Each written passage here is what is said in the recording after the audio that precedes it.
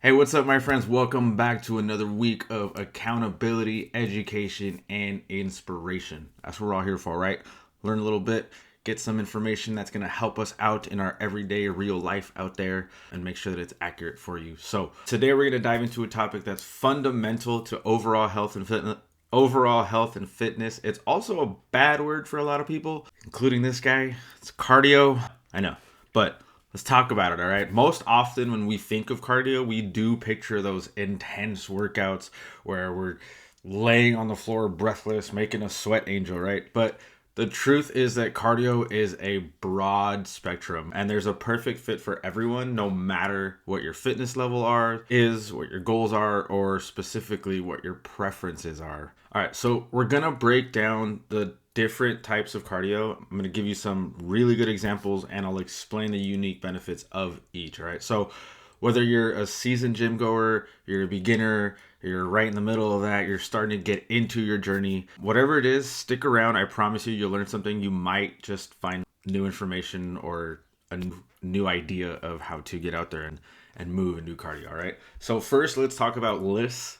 LISS. This is low intensity steady state cardio. So as the name suggests, it's about maintaining a consistent low to moderate intensity for an extended period of time, usually 30 minutes or more. 30 to 45 minutes is the ideal amount of time for steady state cardio, low intensity steady state cardio. And for that, you can think of activities just going outside, taking a walk. If you have a bike or a scooter, even, just a nice little ride on the bike or scooter. If you have a pool, a couple laps out back would be fine as well. You should be able to hold a conversation comfortably while you're doing this type of cardio. So if you're walking with some, you should be able to still talk to them and not be completely out of breath while you're doing said activity, right? You're not gasping for air, but you're definitely working your body and getting some movement. The benefits of this are actually pretty awesome considering you don't have to exert as much energy. It's really great for building aerobic endurance. It's going to help your body become more efficient at using that oxygen. So cardiovascular health is just your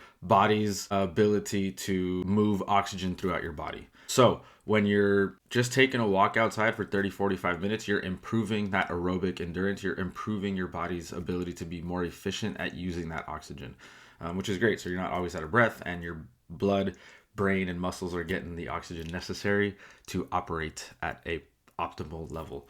It's also a great option for fat burning. Your body predominantly uses fat as fuel at this low intensity.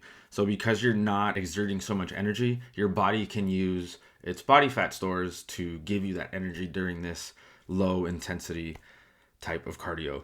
And it's also really joint friendly, right? So making it ideal for beginners, anyone coming back from pre-existing injuries, anyone who has joint concerns, or even just active recovery days. If you strength train 3 or 4 days a week and you don't feel like your body can or should be doing any more intensity on a day off, maybe just a nice 30 to 40 minute walk is what your body needs. Active recovery is light exercise, so yoga, Pilates, things like that are great for active recovery.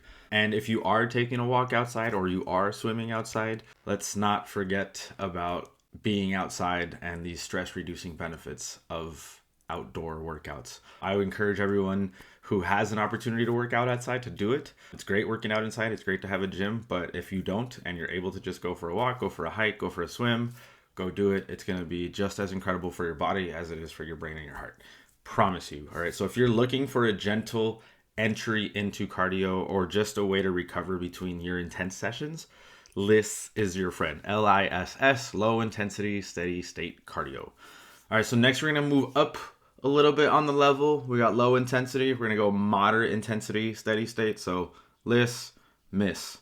I know it's super complicated, but this is where you work just a little bit harder than LISS, but still stay at a consistent pace, right? So you're not increasing the intensity too much and you're not changing the amount of work you're putting in. You're still putting in about the same amount of time of work, just a little bit higher on the intensity level. All right, with MISS, you might be a little too breathless to maybe belt out your favorite solo in one of your favorite songs, but you can still speak in broken sentences, right? So think, if you're jogging with someone and you want to talk to them about something and you're telling your story, but you can't because you're still out of breath. Similar to that, right? So if you're jogging, if you're swimming at a quicker pace, maybe you're on a bike and you're going at a little bit faster intensity, or maybe you're jogging up a hill or hiking, right? And you start to feel a little bit out of breath and you can't really speak in full, complete sentences, then you're getting to that point where you're pushing yourself, but not to your absolute limit, right? So you're still feeling the intensity of a workout, but you know that there's still a whole another block of work that is still more intense. So feel that breathlessness and you're in that sweet spot of miss. And the benefits of miss are really similar to LISS. They're just going to be a little bit more boosted, a little bit more amplified, we'd say. It's going to significantly boost your cardiovascular health, improve your overall stamina, and burn more calories due to the increased intensity. So you're using fat stores as fuel, but now you're going to burn more of those calories because your intensity has increased just a little bit. It's a great way to improve your general fitness level and prepare your body for more intense workouts down the line. All right. So we got LISS, we got miss. Now let's crank it up. HIIT. Yeah, there's no S in this one. This one's high intensity interval training. All right. This is where things get, I guess you can say, exciting. Pick up the tempo, you pick up the intensity, you pick up the pace, right? But it's definitely going to leave you breathless, more breathless than what you're probably used to. HIIT involves short, intense bursts of anaerobic exercise followed by shorter recovery periods. So think of it like going all out for 20 to 30 seconds, and then you're going to rest for about 10 to 20 seconds. So more work, less rest, higher intensity, less rest still. And then you repeat that, right? So you do 30 seconds of work, 15 seconds of rest, 30 seconds of work, 15 seconds of rest. And you repeat that cycle depending on how many exercises you can put in a single circuit. And you could get away with only going for 15 to 20 minutes in that type of exercise, including your warm-up, including your cool down, and you'd still have the benefits of a full session because of the type of intensity that you put in during that short amount of time. So as far as the benefits of HIIT, it's incredibly time efficient, right? Like we're saying, it's perfect if you're short on time. It creates what's called EPOC, which is excess post-exercise oxygen consumption. Yes, that's a mouthful, so just EPOC, also known as the afterburn effect, which means that your body continues to burn calories at an elevated rate long after your workout is done. Typically 24 to 36 hours after your workout is done, benefiting from that afterburn effect. So you can call it EPOC or you can just call it afterburn. Afterburn is a little easier to remember, also sounds a little cooler, right?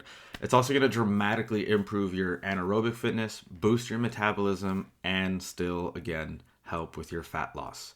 So just the type of cardio you do, the intensity you put in is going to determine the results and the benefits that you're going to get out of it. All right. So because of its intensity, please remember that HIIT is not for anyone who's an absolute beginner. It's really important to have a solid base of either LISS or miss before getting into a HIIT style training. And if you're not sure, always consult someone, ask a friend, ask someone who's more experienced than you, ask me in the comments below, reach out to someone who knows, right? And they'll tell you if you should or shouldn't. But for the most part, you'll probably know. And if you don't, let's quickly recap. LISS, low and slow, great for endurance, fat burning, and recovery. Think walking. Okay. Second one, you have miss, moderate and steady, boosting cardiovascular health and stamina. Think jogging or swimming. And then HIIT, a short, intense burst of activity. It's going to maximize your calorie burn and your anaerobic fitness. Think sprinting.